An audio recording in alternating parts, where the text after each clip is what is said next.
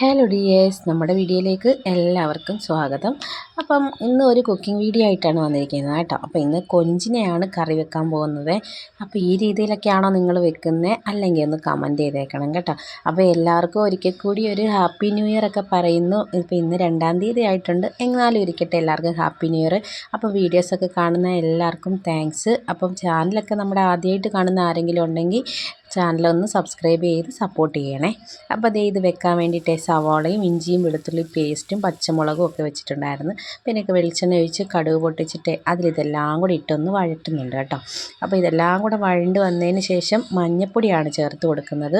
ഇതിനകത്ത് നമ്മൾ കൊഞ്ചിനെ സാധാരണ തേങ്ങ വറുത്തരച്ചൊക്കെ വെക്കുമല്ലോ, ഇതിനകത്ത് തേങ്ങയുടെ ഒന്നും ആവശ്യമില്ല കേട്ടോ. ഈ ഒരു രീതി വെച്ചാൽ ഭയങ്കര ടേസ്റ്റാണ്.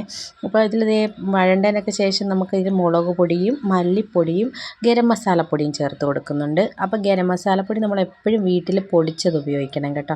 അപ്പോഴാ കറക്റ്റ് മണമൊക്കെ കിട്ടും. നമ്മൾ പുറത്തുനിന്ന് വാങ്ങിക്കുന്നതിനേക്കാളും നല്ലത് നമ്മൾ വീട്ടിൽ വറുത്ത് പൊടിക്കുന്നതാണ് നല്ലത്. അപ്പോൾ ഇതിനെല്ലാം കൂടി ഇന്നിട്ട് ഇളക്കി യോജിപ്പിച്ച് ആ മുളക് പൊടിയുടെയും മല്ലിപ്പൊടിയുടെയും ഒക്കെ പച്ചമണം മാറുന്ന വരെ നല്ലപോലെ ഇളക്കി കൊടുക്കണം കേട്ടോ. എന്നിട്ട് അതിന് നല്ല അങ്ങോട്ട് നടുക്കോട്ട് ഇത്തിരി കുഴി കുത്തിയിട്ട് അതിലോട്ട് നമ്മുടെ കൊഞ്ചിനെ ഇട്ട് കൊടുത്തു. കൊഞ്ചിനെയും കൂടി ഇട്ട് കൊടുത്ത് ഇളക്കിയിട്ട് ഈ സമയത്ത് ഉപ്പുമൊക്കെ ആവശ്യത്തിന് ചേർക്കണം. ഉള്ളി വഴറ്റിയപ്പോൾ കുറച്ച് ഉപ്പിട്ട് കൊടുത്തായിരുന്നു കേട്ടോ. അപ്പം ബാക്കിയും കൂടെ ഈ സമയത്ത് ചേർക്കണം. പിന്നെ ഇതിനെ ഒരു കുഴഞ്ഞ പരുവത്തിൽ പുരട്ടിയെടുക്കാമെന്ന് പറയത്തില്ല, ആ ഒരു രീതിയിലായിട്ട് കുറച്ച് വെള്ളം ഒഴിച്ചിട്ടാണ് അടച്ച് വെച്ച് വേവിക്കുന്നുണ്ട് കേട്ടോ.